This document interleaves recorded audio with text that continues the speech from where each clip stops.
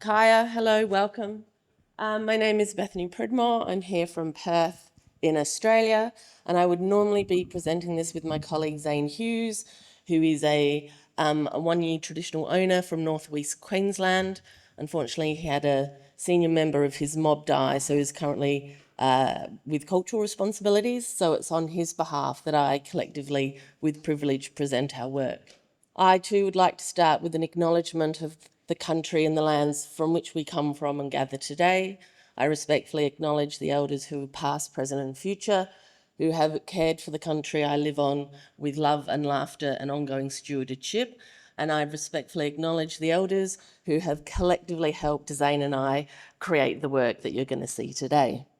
So this is Zane and I. This is in a town called Darwin. It's one of the most northern cities in Australia. We were presenting our work at an Indigenous conference. As you can see, we have a lot of fun, but also at the same time, we have a lot of really respectful but robust conversations around how to bring Indigenous knowledge into a Western education system enabled through micro-credentials, which is the title of this presentation, Creating a New Songline.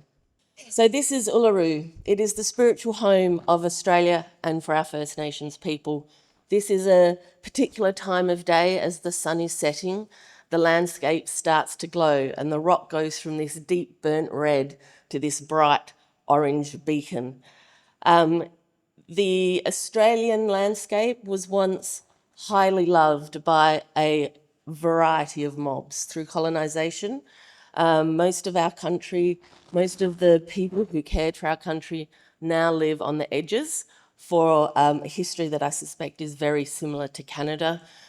For those of you who are not familiar with that, please come and talk to us in the break, but it does influence a lot of what we talk about today. So in addition to being quite a widely varietal country, our landscape and our biospheres are incredibly diverse. We have 89 different bioregions. What that means is the vegetation, the landscape, how you care for that country is vastly different, and the cultural practices, while similar in caring for land, will also be different. So between the 600 to 700,000 species that live in Australia, a significant proportion of them are endemic to Australia. They are not found anywhere else, and they are normally very specific to that part of the ecosystem and the healthiness of that country. So, for example, 80% of our plants and mammals aren't found on any other part of this globe. We are also an incredibly rich country. This here is affectionately called the super pit.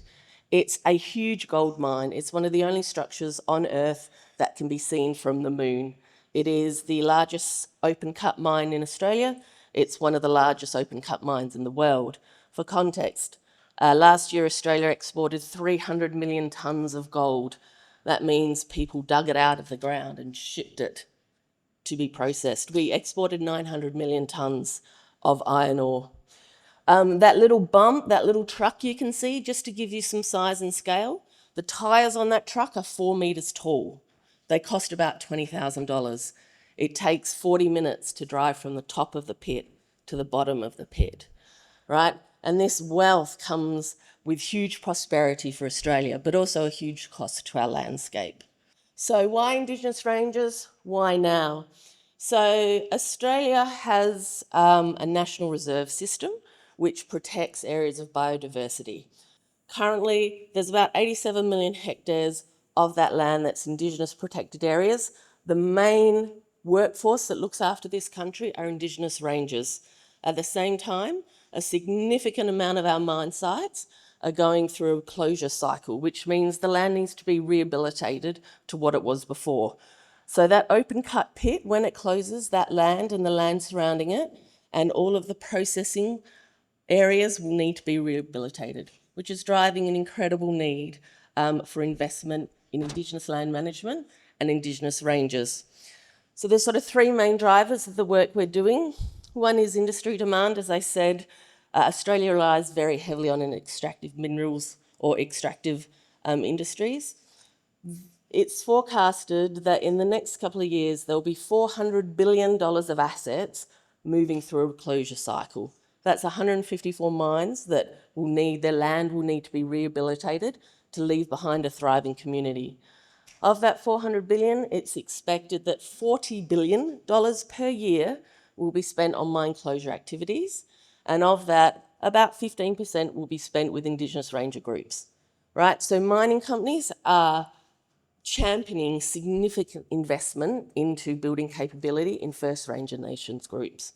As is the Australian government, they're investing $1.3 billion to increase the number of ranger groups, but also to increase education pathways that span from high school into vocational education through higher education into postgraduate.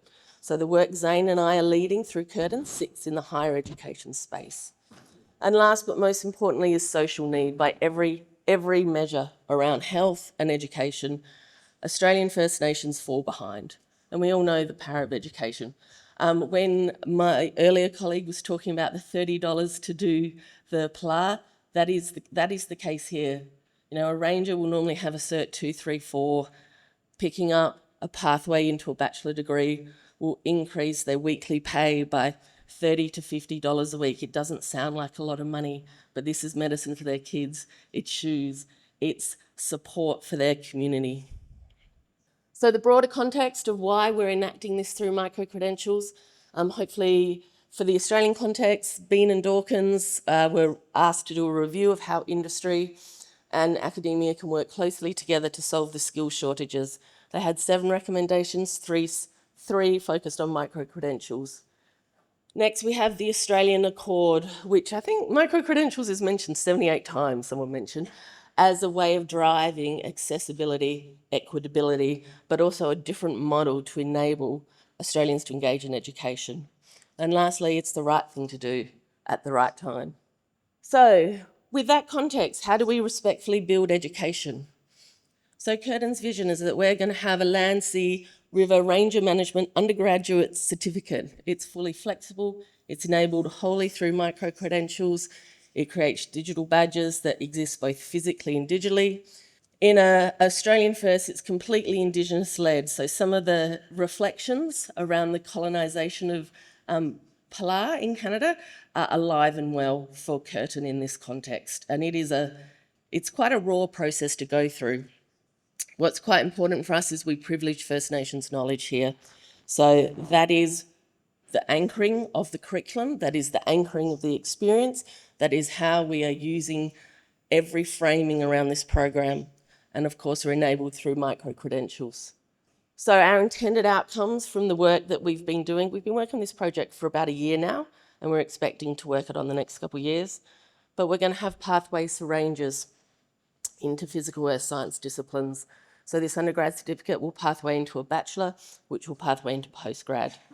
We're expecting and demanding that Indigenous knowledge is celebrated, respected, protected and acknowledged. And that's a really important conversation around Indigenous cultural intellectual property and how a university respects, manages, governs and protects that.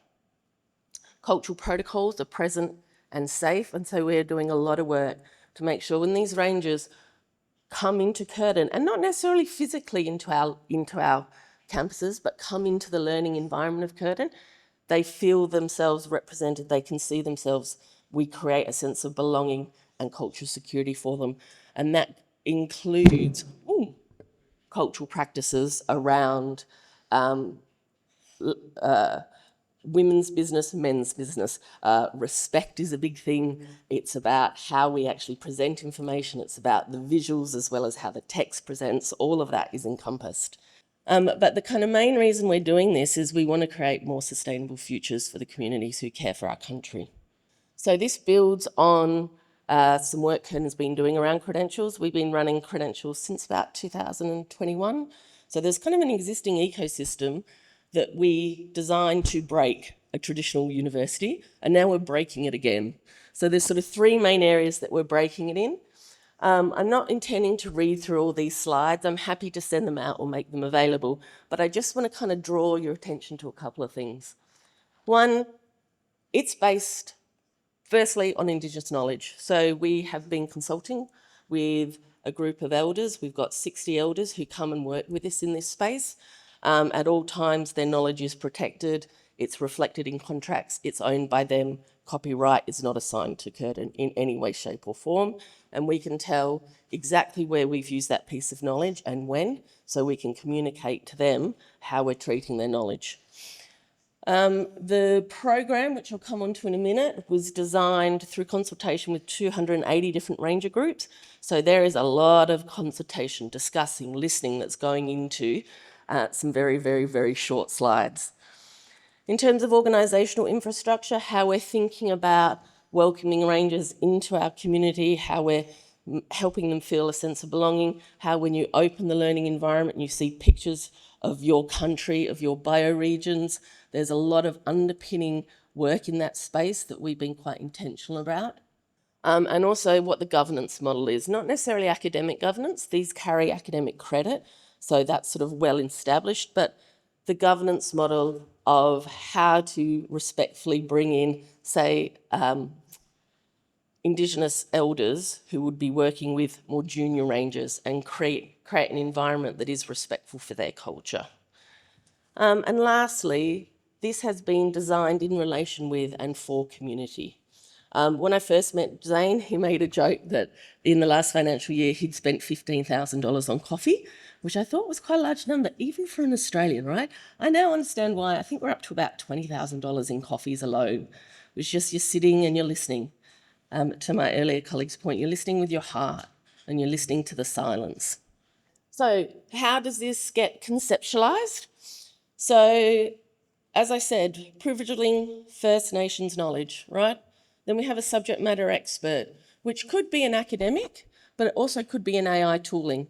One of the things we're trying to wrap into this is an AI strategy that is also risk-based. So where it makes sense to have an AI tool or a bot in play, we're designing that. If it doesn't, because the intellectual cultural property is too sensitive, or we don't think it's appropriate for the program, we don't touch technology, we make it all human. And then the final thing is the design team. So there's a team that's being wrapped around this. For the ranger experience, we are making sure that the people they speak to, the people they interact with, to create a sense of belonging, are from their mob. They understand who they are, where they've come from. They know their uncle. They probably know their great uncle as well. Australia is very networked in a First Nations environment, and we're making sure that we respect that in the work that we do. So the next few slides are Zane's intellectual cultural property, for which I'm privileged to be able to speak to. Normally he would speak to this with far more eloquence. But we are anchoring this not just in the knowledge, but in the philosophies of First Nations, of how they think about an integrated worldview. I love the previous slide of the Western view versus the Indigenous view. I completely understand that, having lived this experience. But it really is turning on its head everything you might know from a Western science point of view. I love the comment about time, how we're organising a delivery schedule. We are breaking every part of our academic calendar because we're saying that doesn't work for this cohort. They need to be on country. They'll have cultural duties. Like if it's fire burn season, they're not coming to do study because they're out doing cultural burns. So how do we organise these micro-credentials that we can tailor a sequence of micro-credentials to their work plan that works for how they live on country with the seasonal components and the cultural responsibilities. So all of the micro-credentials will come with this threaded through it in terms of the land, sea, river management. We're thinking about how we construct an environment where if you're coming in for women's business, you only see women's business. If you're coming in for men's business, you only see men's business. In Indigenous law, LORE, there's implications around what knowledge you have depending on how senior you are. So how does that get reflected in a Western curriculum? And these are all things we're being intent and fine-tuning about. So we've come up with, when I say we, Zane and Indigenous elders in Australia have come up with these initial pillars.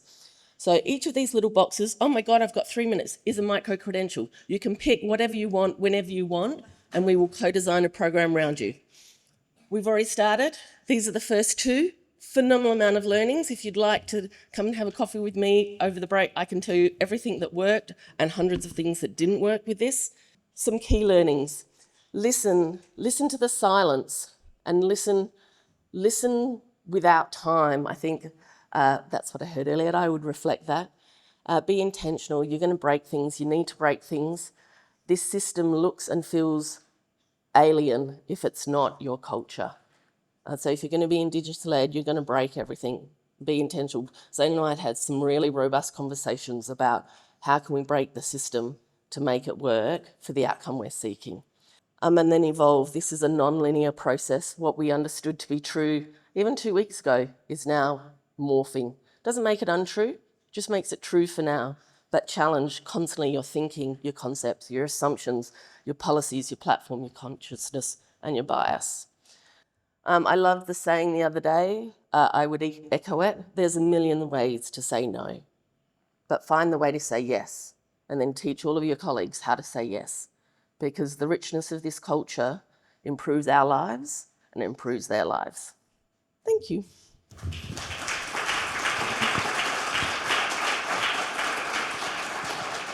Thank you very much. I would have a question for the three presentations, for the group of presenters. We heard a lot about decolonization. How about the lessons we learned through your work could apply to the refugees? Because the refugees come to our countries, and we have also a colonized approach to the way we recognize that their learning? Shouldn't be a lesson we could learn from you for refugees? Definitely. I think it applies to any culture coming into a new system, you know. I think there's inherent bias that exists, and we call it different things. We call it policy, we call it governance, we call it system challenges, you know. As I say, learn to say yes. Hi, I just have a question. Because it's non-linear, I've just worked with an Aboriginal RTO in New South Wales, and trying to put together a contract for the work was really hard because I had a time frame that I had to meet for an audit, but trying to get them to fit into that time frame, and trying to come up with the contract, and obviously it blew out because conversations went a lot longer and all of that kind of stuff. So that was learning in that. So how do you find that level of, how do you negotiate around those sorts of things? There's a couple of things. I come back to Indigenous-led. We have some incredible Indigenous leaders who we're working with this. That's the first point. Secondly, we built really strong relations with our legal team, right? And so we actually are changing how we contract in this space so that we don't have such a Western lens to it. And thirdly, what I'm observing is how I think something should be doesn't necessarily mean it happens that way.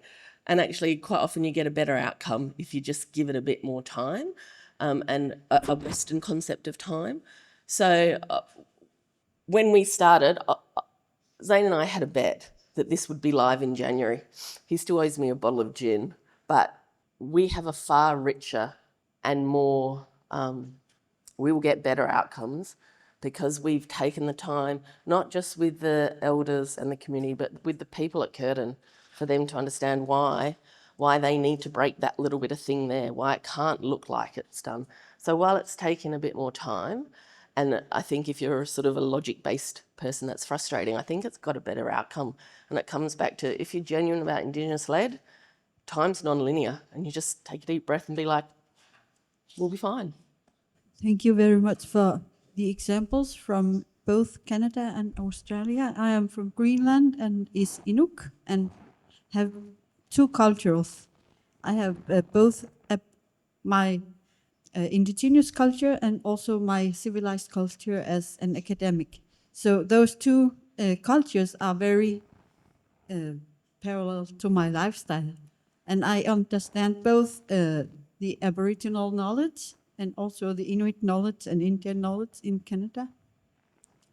So those examples from different parts of the world are very important for me to know in my work in Greenland, because I work with two different kinds of worldviews. Thank you very much. Thank you. You can move to another session if you want. Thank you.